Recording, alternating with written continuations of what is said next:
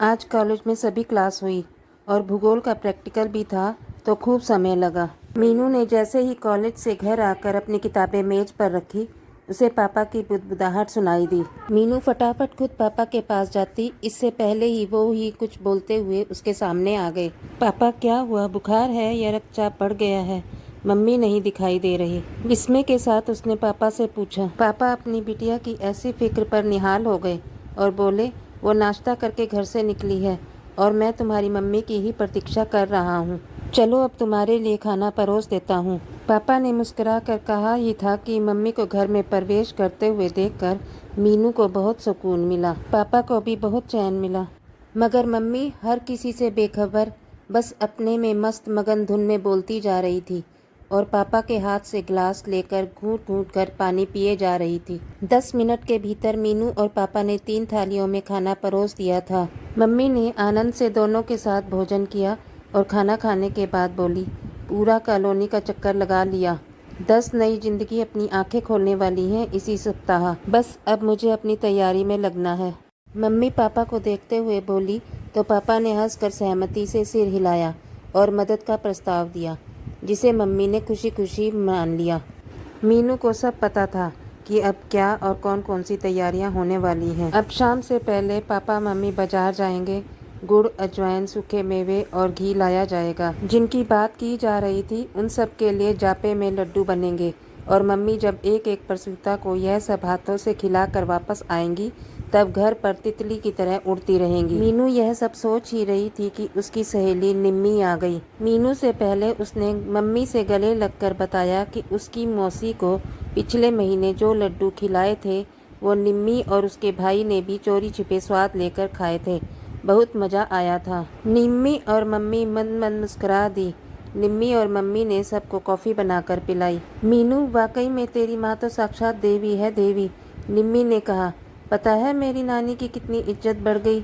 सब कह रहे थे कि मौसी के कितने पीहर हैं जो इतने सारे लड्डू बनाकर दिए हैं। कॉफ़ी की चुस्कियों में डूबी सहेली ने कहा तो मीनू ने मन ही मन अपनी माँ के लिए गौरव का अनुभव किया। संवेदनाओं में भी कितनी गजब की ऊर्जा होती है। वो मन ही मन सोच रही थी कि उसको एक पुराना किस्सा बरबस ही याद आ गया। उसके घर कुछ दोस्त रहने आए थे। सब इस शहर में नए थे। माँ ने उनका खूब आदर सत्कार किया, उनको घुमाया फिराया। एक बार तो सब साथ बाहर डिनर पर भी गए। माँ यह देखकर दंग रह गई कि डिनर में वो लोग पिज्ज़ा और बर्गर ऑर्डर कर रहे थे। तब माँ ने हंसते हंसते कहा, कमाल है, हमारे देश में हजारों तरह के व्यंजन की तो दुनिया दीवानी है और आप लोग ये सब खाते हैं जंक फूड। उस दिन माँ के हाथ की बनी दाल रोटी सबने चटकारे लेकर मन से खाई। वो मन ही मन वह सब याद करती हुई हंसती रही। उसको अपने भीतर बहुत सारी ताकत का अनुभव हुआ और थोड़ी देर बाद उन दोनों को बाय करते हुए मम्मी पापा के साथ चहकती हुई बाजार चली गई। मीनू को भी टेनिस कोचिंग के लिए जाना था। वो जब लौट कर आई तो पूरा घर घी और मेवों की महक से सराबोर था।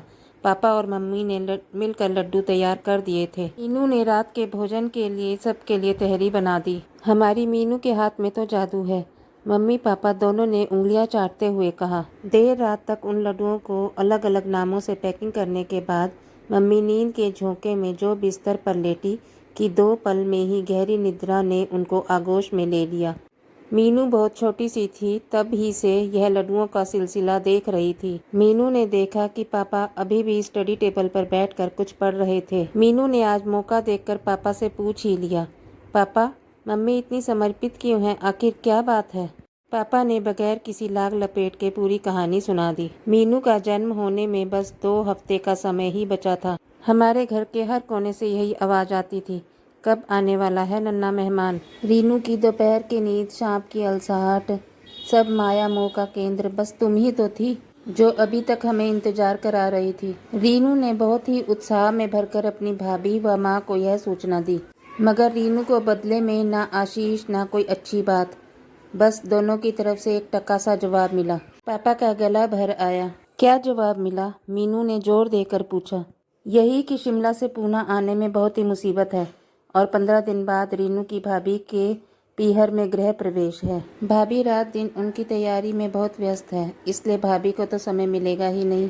बाकी घर पर कौन रहेगा, इसलिए माँ ने भी रीनू को टाल दिया और कह दिया रीनू, सब बहुत उलझे हैं, इसलिए ऐसा करना किसी महिला को ही दिहाड़ी पर रख लो। कितने पत्थर दिल हैं, मन ही मन सोचती रीनू को सदमा लगा। वो जड़ हो गई। बहुत देर तक कुछ बोलते ही नहीं बना। रीनू ने अपनी मर्जी से एक सामान्य युवक को जीवन साथी क्या बनाया। माँ और भाभी ने उसको नकारा ही समझ लिया। रीनू को लगा था कि कम से कम पीहर से जापे की बर्फी और लड्डू तो कोई लाएगा ही सही, पर ऐसा कुछ नहीं हुआ। जब तुम तकरीबन 1 महीने की हो गई, उसके बाद शायद किसी को याद आई और एक मनी ऑर्डर आया, जिसे रीनू ने वैसे का वैसा ही उसी समय वापस लौटा दिया।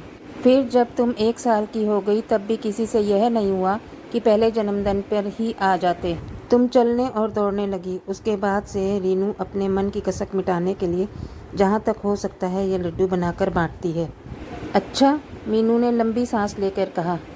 तभी खर्राटे की आवाज़ आने लगी। पापा बोलते बोलते सो गए थे। मीनू ने उनको होले से जगाया और वो जमाई लेकर सोने चले गए। मीनू की आंखें भर आई। उसे अपनी मम्मी की खुददारी व संवेदनशीलता पर बहुत गर्व हुआ। अगले दिन रविवार था। मीनू भी अपनी मम्मी के साथ लड्डू बांटने गई। जब दोनों वापस लौटी तो आज मीनू भी मम्मी की इस अनोखी खुशी में शामिल थी। आपको हमारी ये कहानी कैसी लगी? यदि आपको हमारी ये कहानी अच्छी लगी हो तो लाइक का बटन प्रेस कर देना और ऐसी ही अच्छी कहानी सुनने के लिए हमारे चैनल को सब्सक्राइब कर देना।